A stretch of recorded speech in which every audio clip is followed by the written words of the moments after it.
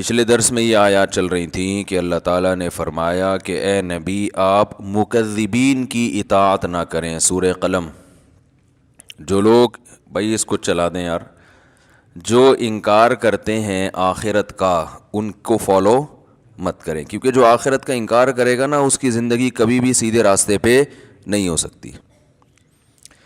اس کو قانون سیدھے راستے پہ چلا سکتا ہے، لیکن قانون انسان کے بنائے ہوئے قانون بھی ناقص اور نگرانی بھی ناقص.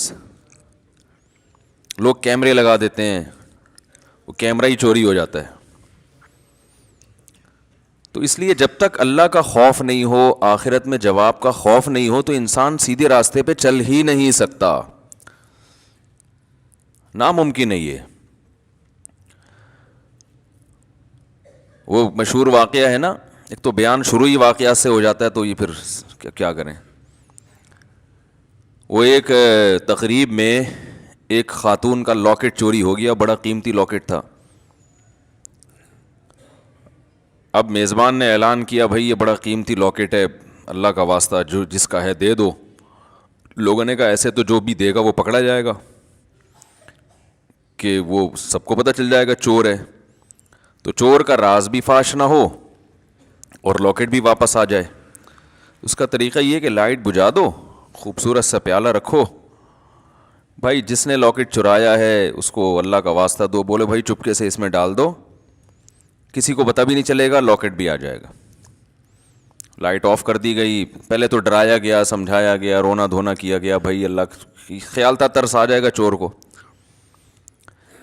تو لائٹ بجھا دی گئی.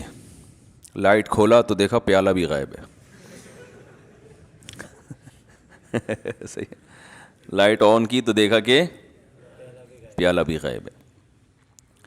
تو آخرت کا خوف نہ ہونا تو پھر انسان پر کوئی نصیحت اثر نہیں کرتی، اور آخرت کا خوف ہے تو بہت ساری چیزوں سے بچا رہتا ہے. ہمارے ہاں جو مسلمانوں میں کچھ جرائم ہیں، کچھ نہیں بھی تو ہیں نا، بہت ساری ہم میں خوبیاں بھی تو ہیں، جو برائیاں نہیں ہیں.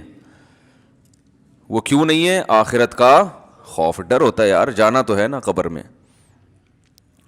تو اللہ نے اس لیے حکم دیا مکذبین کو فالو مت کرو. اور ہم صبح و شام جن کو فالو کرتے ہیں وہ مکذبین ہی ہیں سارے. وہ آخرت پر ایمان نہیں ہوتا ان کا، ہوتا ہے تو ایسے کمزور، تو وہ کہاں سے آپ کو سیدھے راستے پہ چلائے گا بھائی. وہ تو پیسہ، شہرت، عزت، صحت، یہ 4-5 چیزوں میں گھماتا رہے گا آپ کو. عزت، پیسہ، شہرت. ہم جب چھوٹے تھے، حضرت اپنے شیخ حضرت مفتی رشید احمد صاحب رحمہ اللہ کی مجلس میں ہم جا کے بیٹھنا شروع ہوئے، تو اہل اللہ کی، ولی اللہ ہونے کی ایک علامت یہ ہوتی ہے کہ ان کی صحبت میں بیٹھ کر دنیا کی محبت کم ہوتی ہے. سمجھ رہے ہیں نا؟ دنیا کی محبت یہ اہل اللہ کی علامت ہوتی ہے. انسان کو زیادہ دولت، پلاٹوں، جائیداد، یہ باتیں کرنا اچھا نہیں لگتا. کام کرتا ہے، زیادہ باتیں نہیں کرتا، اس میں اس کو اچھا نہیں لگتا. یہ اس کی علماء مثال دیتے ہیں کہ جیسے واش روم ضرورت تو ہے، تو ضرورت سے انسان جاتا ہے واپس آتا ہے، وہاں کوئی شوق سے نہیں بیٹھتا کہ یار مجھے بڑا اچھا لگ رہا ہے تو میں یہیں بیٹھا ہوا ہوں، بیگم یہیں کرسی لے آؤ، یہیں ڈال کے بیٹھتا ہوں، یہیں چائے پیتا ہوں، یہیں مطالعہ کروں گا. کوئی کرتا ہے ایسے؟ ضرورت سے جاتا بھائی نکلو. تو ضرورت تو ہے دنیا کی، ہر شخص کو ہے، پیٹ اللہ نے لگا دیا. عزت بھی ہر ایک کی خواہش ہے، عزت بھی انسان کے لیے ضروری ہے، بہت سے مصیبتوں سے بچا رہتا ہے عزت کی وجہ سے. صحت تو بہت ہی ضروری ہے، وہ تو ہم بھی بیانات کر چکے ہیں، اسلام کا حکم ہے صحت کی حفاظت کرو، لیکن ان چیزوں سے دل لگانے کی اجازت نہیں. دل بڑی قیمتی چیز ہے، یہ بہت سوچ سمجھ کے لگایا جائے گا. دیکھو دل ایسے کو دیا جاتا ہے جو دل کو پریشان نہ کرے. کیا خیال ہے؟ بات سے بات نکلتی ہے، موضوع چینج ہو جاتا ہے. سورہ قلم لے کے چل رہے ہیں، لیکن چلو یہ بات بھی تھوڑی سی کمپلیٹ کر دوں. سکون کہاں ہوتا ہے؟ دل میں نا. سائنٹیفک تو دماغ میں ہوتا ہے، میں بھی اس گہرائی میں نہیں جا رہا، کیونکہ بہت سے نا لوگ بیٹھے ہوتے کہتے ہیں بھائی یہ تو دماغ کی ساری، دل کا تو کام صرف پمپنگ کرنا ہے. تو شریعت نے تو ہر چیز کی نسبت دل کی طرف کی ہے نا. دل میں سکون، دل میں غور و فکر کرو. تو اس کی کیا وجہ ہے یہ ایک الگ ٹاپک ہے. ابھی میں اس پہ چلا گیا نا کہ بھائی اسلام نے دل کو کیوں متوجہ کیا کہ ان کے سینوں میں دل نہیں ہے یا ان کے دل سخت ہو چکے ہیں. سخت تو اصل میں ان کی کھوپڑی ہوئی ہوتی ہے، دماغ سخت ہو گیا ہوتا ہے، اثر نہیں ہو رہا ہوتا. تو وہ ایک الگ بات ہے، اس کے میں اشکال کے جواب دے بھی چکا ہوں، ابھی میں اس طرف نہیں جاؤں گا.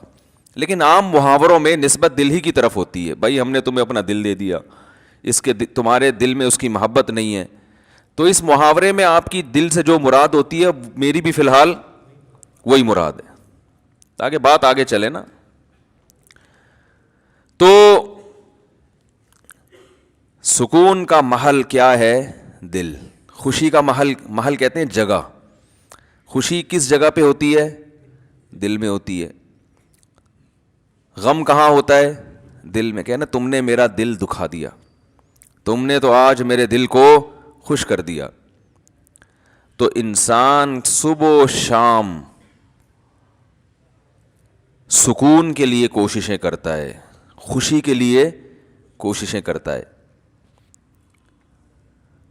تو خوشی کے لیے انسان کی جو کوششیں ہوتی ہیں، تو جب ان کوششوں میں کامیاب ہوتا ہے تو خوشی محسوس کہاں ہوتی ہے؟ دل. تو پتہ یہ چلا، دیکھیں انسان خوش ہوتا ہے اپنی محبوب چیز کے ملنے سے، ایسا ہی ہے نا. تو دل کب خوش ہوگا؟ جب دل کو اس کی محبوب چیز ملے گی. دل چاہ رہا ہے یہ کھا لو، کھاؤ گے تو خوش ہو جاؤ گے. دل چاہ رہا ہے یہ کر لو، وہ کام کر لیا تو خوش ہو جاؤ گے. دل چاہ رہا ہے کہ یہ چیز مل جائے، گاڑی مل جائے، مل جاتی ہے تو دل کیا ہوتا ہے؟ خوش ہوتا ہے. تو سارا جو مسئلہ ہے نا وہ ہے دل کا. تو یاد رکھیں کہ دل کو خوش کرنے کے لیے یہ ضروری ہے کہ اس کو اس کی محبوب چیز ملے. تو جن چیزوں سے دل کو پہلے سے محبت ہے نا وہ انسان کو ملتی نہیں ہے. ٹینشن والا مسئلہ یہ ہے. آپ کہیں بھائی جو اتنے لوگ خوش ہوتے ہیں ان کو ان کی دل کی پسندیدہ چیزیں مل جاتی ہیں تبھی تو خوش ہوتے ہیں نا. بھائی مسئلہ ایک دل میں بہت بڑا فالٹ یہ ہے کہ اسے اس کی جب محبوب چیز ملتی ہے تو اس کے دل میں اس سے زیادہ کی خواہش پیدا ہو چکی ہوتی ہے. سمجھ رہے ہیں بات کو؟ لہذا یہ پہلی مرتبہ میں تو اس سے خوش ہوتا ہے، اس کے بعد پھر یہ اس سے خوش نہیں ہوتا، اس سے زیادہ مانگتا ہے.